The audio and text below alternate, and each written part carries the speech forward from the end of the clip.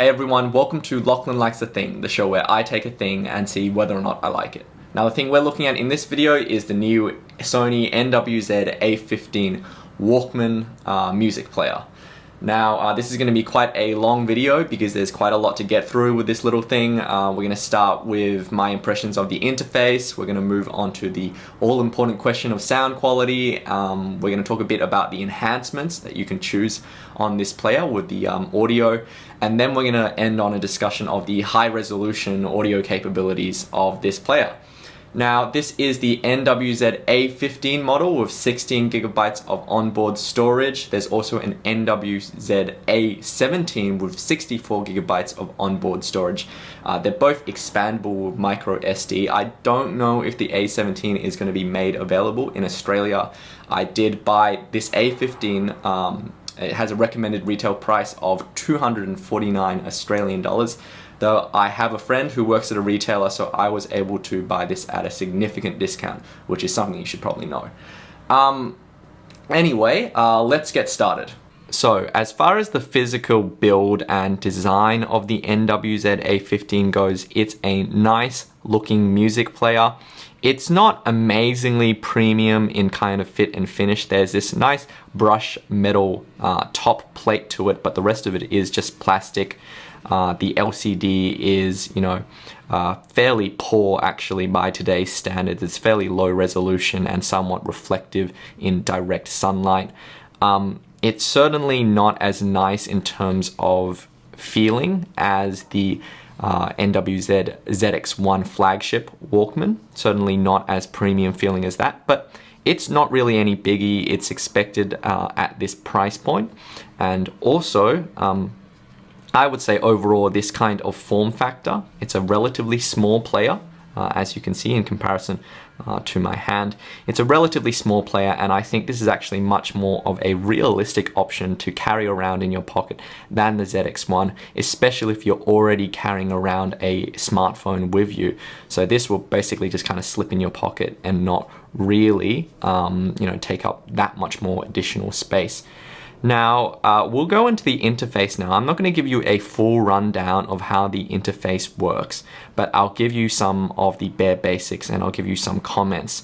Now, the way music management works on the A15 is that basically you drag and drop music files on the player through the included WM port USB cable. So you have to use a proprietary connector, which is a bit of a shame. I wish it was micro USB, or at least there was an additional micro USB port. But anyway, you chuck files onto the player, and then once you've finished doing that, the player scans through all the folders and then assembles a music library, and it uses the meta information, the tags on your music files to arrange them with album, genre, artist, etc., etc. Now you can also browse through the file structure manually, and this is where you'll notice something interesting in that the system does not treat the SD card storage and the system storage as a unified pool. So when you connect it to the computer, you have to choose whether or not you want to add files to the USB or the SD card. So we choose which one we actually transfer, which is a little bit confusing, but we say, if I plugged it in right now, it would expose the 16 gigabyte of system storage. And then if I changed it to SD card, then next time I plug it into the computer, it will register the 32 gigabyte micro SD card that I've put into this slot here. So it's not a unified pool. But that doesn't really matter because in the end it scans through the library and it treats it all as one big library in the end. It just separates it in terms of the internal file structure. So it's something worth noting. Now, some other things that I will note about the interface. It's a relatively simple and easy to navigate interface. The only criticisms I have of this interface is that sometimes it's a little difficult. So if I choose a song and then I want to jump back to the now playing screen, I'm going through all this, it can be a little difficult to jump back to the now playing screen. So I had to press the option button, and then I had to go press to the right and then press go back to playback screen, or if I go all the way back to the main menu, I have to navigate down a few steps to the song playback screen. It's not a huge thing, it's just a little, one or two too many clicks than I would necessarily prefer. I would have liked it if there was a dedicated control. There was some sort of dedicated button to jump right back to the song that you're playing right now.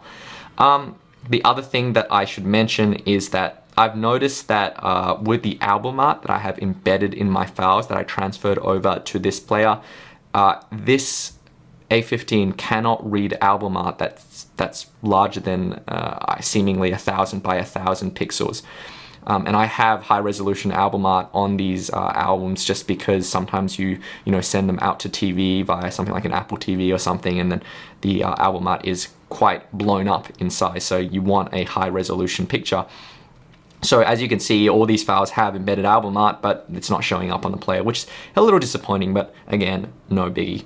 Now there's some other random features on this player. There's things like Bluetooth, which you can use to connect to Bluetooth speakers, but you can also use it to send and receive files. I haven't tried that. I can't tell you if it works. There's podcast support, but there's no way to subscribe to podcasts or anything like that. You just manually load them over, so it just seems a bit pointless. Then we have this Sense Me channel function, which analyzes your music and then suggests it based on kind of categories of mood and genre, that kind of thing. It actually works decently well. I've tried it on previous Walkmans. It is a cute little feature to have, but it's not essential in that regard. And then there's an FM radio, which is actually really nice to have, just in case you want to listen to something that's been curated for you rather than futzing around with your own kind of music collection. But that's pretty much it as far as the interface goes. It's relatively simple. It's just an evolution of the previous Sony Walkmans, and I think it's pretty no fuss, no frills, works well. Now let's move on to sound quality. But before I begin really talking about the A15, I wanted to preface this section by talking a little bit about my review of the Sony NWZ-ZX1, which is the flagship Walkman that you can buy today. Now, in my review of the ZX1, I was really not very positive about the ZX1, but I think that my review was slightly misinterpreted by some people. Now, I didn't like the ZX1, and I said that the ZX1 sounded very similar to my iPhone 5S, which is what I use as my, my daily music player. And I made that conclusion based on volume matched listening tests between the ZX1 and the iPhone 5S. Now, in isolation, to say that the ZX1 sounds like the iPhone 5S is not an insult, because the iPhone 5S is considered to be a high quality music player. It's been demonstrably, in all available public measurements, it's been demonstrated to be a high quality, high performance music player. So it's not that bad of a thing for the ZX1 to sound like the iPhone 5S. What I was really disappointed about was the fact that the ZX1 is priced at the price of a premium smartphone. So I would have expected it to have premium smartphone components like a good LCD screen, a fast processor. It didn't have either of those things. And I would have expected for the price, and given that it was a dedicated audio device, I expected it to sound not only as good as the iPhone 5S, I expected it to sound better.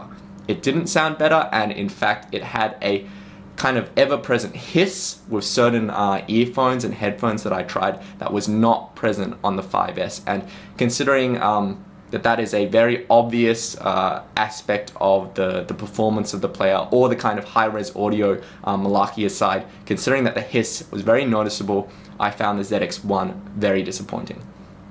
Now with the A15, I'm going to say right off the bat, this sounds very similar to how I remember the ZX1 sounding. Now I don't have the ZX1 on hand to directly compare, but it sounds very similar to how I remember the ZX1 sounding. And that means it sounds very similar, and I've done volume matched listening tests with my iPhone 5S. It sounds very similar to the iPhone 5S. And in that context, considering the price of this player, that is a good thing. So again, I have done volume matched listening comparisons between this player and the iPhone 5S, and again, I do find that this is a good sounding audio player with a good, clean kind of output. It's got a slight hiss to the sound that comes out in certain earphones and headphones I have. So if I use, for instance, the Nuforce Primo 8, the hissing is quite apparent. In the Sony XB-A15, I can hear a bit of background hiss that I don't necessarily hear on the iPhone 5S. Something like the VSonic VSD3S, even a cheap dynamic driver IEM is capable of picking up that hiss. So it just seems like a bit of a luck of the draw which earphones pick up the hiss on this player. But again, it's not something that disappoints me as much as it did on the ZX1, because this is a third of the price of the ZX1. It's much more of a convenient size, and it has expandable memory, and it's rated for a very long battery life. So I should point out it's rated for 30 hours of high-res audio playback and 50 hours of MP3 playback. Given all of these things, I think it's much more of a reasonable proposition, and I'm much happier about the performance of this player compared to the price. Now, this player is not especially powerful, so I plugged in my AKG K712 Pro on this player, and to get to a reasonable listening volume, you have to go past about 80% on the volume control. But it seems to drive every earphone and portable headphone that I have reasonably well. So if you're using this as a portable player, I don't think you should be too worried about the power output of this player. Now, I don't have on hand other kind of comparably priced audio players to compare this to, so things like the FIO X3, the X1, iBasso units, etc, etc. I don't have those on hand to compare with. So if I ever get a chance to get my hands on those, and I do have friends who do use other brands of kind of audio players, I will do some more kind of listening comparisons. But right off the bat, I'll say this, because it sounds close to my iPhone 5S and the 5S sounds close to my Objective 2 amplifier, I'll tell you it's, pretty good audio output apart from the underlying background hiss. So let's talk about the various sound enhancements that you can enable on this player for your music. So this player has a number of interesting sound enhancements. So when you bring up the options, you can turn on something called DSEE-HX. Many Walkmans I have owned in the past had some variation of the DSEE technology. Basically, what I can ascertain about DSEE is that it is essentially an EQ boost to the very highest frequencies of the sound, so frequencies that are generally truncated on very low bitrate MP3 and AAC files. So generally, if you go, below 128K MP3, the algorithm automatically just removes all the frequencies above 16 kilohertz and stuff like that. And as far as I can tell, what DSEE does is that it kind of tries to restore those frequencies essentially through equalization by enhancing the volume. What Sony claims to do with DSEE-HX, which is the new version, is it upsamples the original compressed CD quality audio to the equivalent of high res. So if you are upsampling CD quality audio, which tops out at 22 kilohertz in terms of maximum high frequency sound, what DSEE claims to be doing is restoring frequencies that are beyond the range of human hearing. So ultrasonic frequencies, which I can tell you is just silly. But what I can tell you is when I listen to this setting turned on and off, it does seem like there is a tiny bit of shimmer added to the sound, as if there was a tiny little notch on the equalizer for the high frequency sounds. It's really a subtle difference. Considering its additional processing and it wastes battery life, I generally just leave it off. The other setting that this player has is Clear Audio Plus. This apparently uses all of Sony's unique digital signal processing tools. And basically when you turn this on, it makes things sound artificial and horrible, and I have no idea why it is on the player. I think it might be meant to be used with specific Sony earphones. I don't really know, I just leave this off, it sounds terrible. There's also the various kinds of sound settings like the reverb settings you can choose on this player. So you can choose various kinds of things that will give you a sense of artificial space and soundstage. These are all interesting to have, but not particularly useful. Then there is the equalizer, which is probably the best aspect of all the sound enhancements, because it allows you to have a custom kind of 5-band EQ or set preset equalizer settings. So with the equalizer, you can adjust various settings. Now, Sony has a thing called clear bass, which is actually a really good equalizer setting. This increases the bass on a particular audio file, but it only does it to the extent that it does not result in clipping the audio file. So if you go too high with clear bass on an existing bassy track, it won't push the bass up to the point where it causes distortion and clipping. It won't go beyond full scale volume, and it won't like cut off the peaks in terms of the bass. But if it's not a bassy file, it will add more bass up to a certain degree. So that's a really clever, intelligent way of implementing a bass boost, and I've always liked this about Sony players. Now, there are a few more settings that I just wanted to mention because they're quite amusing. You can actually have a number of settings. There's a karaoke mode that you can use that tries to remove the vocals from a track so that you just have the backing instrumentals. And I've seen this on earlier Walkmans. It doesn't work perfectly, but it is something cute to have on the player.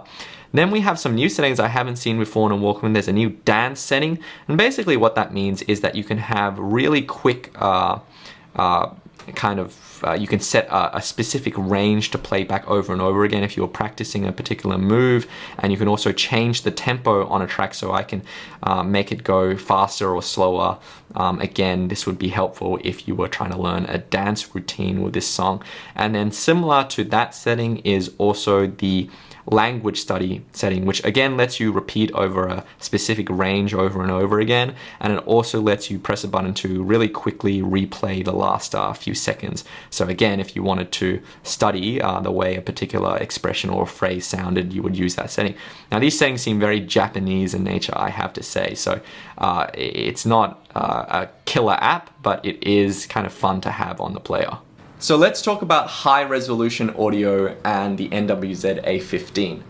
And if you've seen some of my earlier videos on this topic, you will know that I'm about to jump into a big rant about high resolution audio, because high resolution audio is a misleading marketing campaign put together by marketing departments of big manufacturers to encourage you to buy a bunch of products for reasons that do not enhance your listening experience. It is basically misleading and lying to consumers.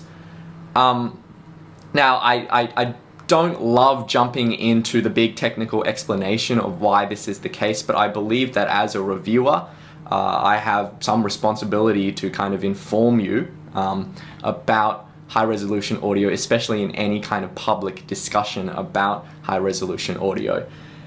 High resolution audio is basically audio files with higher bit depths and higher sampling rates than CD quality. So that means a higher sampling rate than 44 kilohertz and a higher bit depth than 16-bit.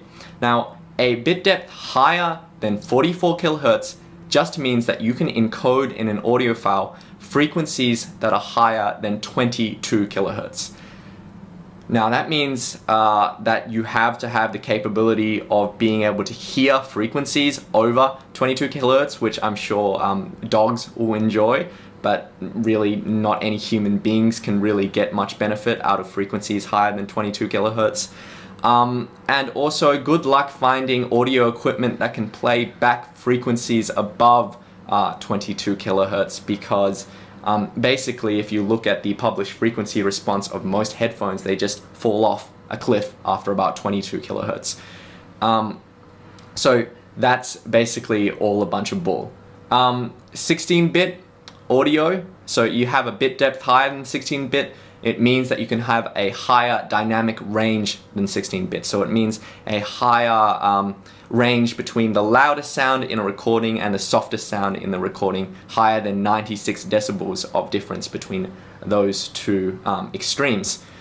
Now, good luck again finding listening environments where you can listen to a 96 decibel sound and also still hear the quietest sound in the recording, the 10 decibel sound maybe, above the pre-existing background noise in the environment. That just doesn't really happen in the context of portable audio, let alone kind of when you're at home with air conditioners, etc., etc. And again, good luck even if you do have that kind of ideal listening environment. Good luck finding albums that have higher dynamic ranges than 96 decibels or even close to 96 decibels, because most albums put out today do not even come close to 96 decibels of dynamic range. Even most classical recordings, the difference between the big kind of drum noise and the tiny little triangle noise doesn't come close to 96 decibels. So again, CD quality audio is more than enough to capture the information in the recording and deliver it to your ears. And don't get me started on DSD, because basically DSD, which the A15 doesn't play, DSD just means that you can, it basically is meaningless, because most recordings that you can find in DSD were actually encoded first in PCM and then mastered in the final stage in DSD, because it is impossible for technical reasons to work with TSD recordings in the studio. It's just very difficult to work with, so basically everyone just uses PCM and then masters into DSD. Now, unless you're the kind of person who believes that encoding an MP3 file into a lossless file somehow magically upgrades the audio quality, you understand why it's very stupid to suggest that encoding something in DSD when it's originally in PCM will somehow magically enhance the audio quality. So that's, I do intend on making more videos to explain the technical reasons behind the things that I've just said about these various aspects, but I will tell you right now that all of this high resolution audio stuff it's equivalent to TV manufacturers. If one day TV manufacturers started saying, oh, we've made a TV that can display ultraviolet light, which your eyes can't see, but actually it somehow enhances the picture quality. And everyone sat around in forums going, oh, I can really see the picture quality improved by the ultraviolet light that is, being projected into my eyes. And, everyone is afraid to basically call out the emperor on their new clothes. Well, I shouldn't say everyone, because there's a lot of reviewers who have stood up and said that this is all kind of rubbish, but I don't think that it can be emphasized enough how misleading the high resolution audio marketing is. Now, I say all of this because of one thing on the NWZ-A15. So the NWZ-A15 supports playback of files up to 192 kilohertz sampling rate and 24-bit bit depth.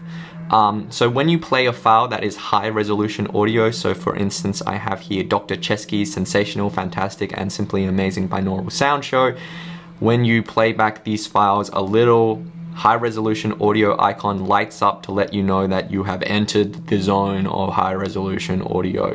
And you can actually confirm this, you can go into detailed information, and you can bring up information about the track, including the codec, the bit rate, the sample rate, and the bit depth. Now, what is really interesting about the NWZ-A15 though, is that Sony has also put a switch on this player. And what this switch does is that it allows you to downsample high resolution audio songs to CD quality.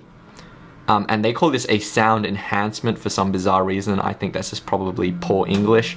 But basically what that switch implies is that it is downsampling a high sampling rate, high bit depth song to a 44 kilohertz 16-bit audio output, which is what CD audio is.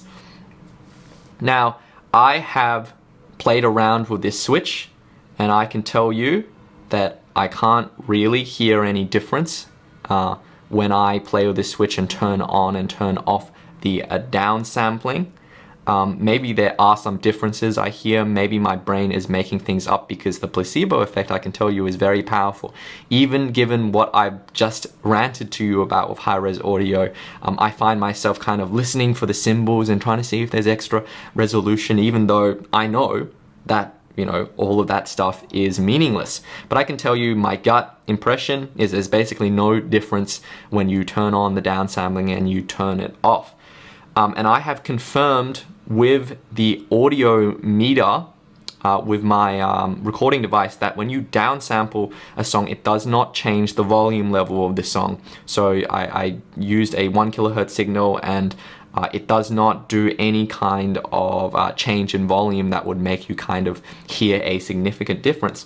So this means a number of things if I can't hear any difference. It means either that A, the switch does nothing, which seems unlikely, or B, that the switch does something, but it turns out the something that it does in terms of downsampling high-res audio CD quality, it's downsampling high-res audio files to CD quality doesn't actually produce any audible difference. And my money is on the latter. Now, you have to ask, why did Sony put this switch on the player in the first place? Because this switch is basically like the child in the story of the Emperor's New Clothes, the child who cries out in the crowd, oh, the Emperor is in fact, you know, naked. You know, there's no clothes at all. And I have no idea why Sony would kind of shoot themselves in the foot by putting a switch on the player that lets you kind of just find out that high-res audio actually is kind of, you know, meaningless. But some people have suggested that this switch is for battery life. I don't think that's likely, because downsampling a file still requires you to read and process the entire file and then do the downsampling and the conversion on top of it. So if anything, it would use more power. Maybe Sony is so confident that people will hear a difference just via the placebo effect that people will think that high-res audio is worth it. You know, they'll do what I did, but without, you know, my kind of research in this kind of thing, and they'll go, oh, I do hear a difference actually, it sounds completely different. And you see this all the time across all kinds of forums. Now, that kind of stuff cuts both ways, of course, because what this switch does is that it means that the A15 can be used as a portable high-res audio, excuse my French, but a portable high-res audio bullshit detector, because you can easily do a blind test using this switch. And how that would work is that I can give this player to someone and they can play around with the switch and they can say, oh, I hear a big difference between the high-res audio and the not high-res audio, the downsampling, and then I can take the A15 away from them and I can do the switching myself and ask them if they can hear which one is the original high-res setting and which one is the downsampled setting. Now, what I've just described to you is a single blind test, but there are ways that you could arrange it so that you could do a double blind test with this player. So that's kind of really, you know, interesting to have on a player. And if you don't know what the importance of a blind test is, I have some videos up that kind of explain that kind of aspect of sound science. But basically, that's what's really got me excited about the A15. I'm going to be doing this kind of blind test using the A15 and that particular switch. So I'm sort of really excited about the player in that regard, and I think it sounds pretty good too. So yeah. So in summary, I think the NWZ-A15 is a good music player. So it has a nice simple interface. It has a good clean output, though it does produce a little bit of hiss, which can be noticeable with some earphones and some headphones, but not all. Overall, I think all the kind of high resolution audio kind of malarkey aside, it is a nice choice if you have a smartphone that maybe doesn't have such a great audio output. So apart from things like the HTC One M8 and the iPhone 5S, which have good kind of audio outputs, if you don't have one of those kinds of smartphones, maybe this is a good upgrade over that kind of player. It's also a good choice, I suppose, if you want a dedicated music player, though I don't have on hand the other kind of products that I can directly compare it to in this price point. I'm pretty happy to recommend this player on the basis of these kinds of factors and the low price of the player. So take from that what you will. Anyway, click the like button if you found this video helpful, and consider popping a tip into the tip jar. My reviews are supported by you guys, so thanks a lot for that. You can talk to me on Facebook at facebook.com/LachlanLikesAthing or on Twitter at LachLikesAthing. Thanks to all my regular subscribers and happy listening.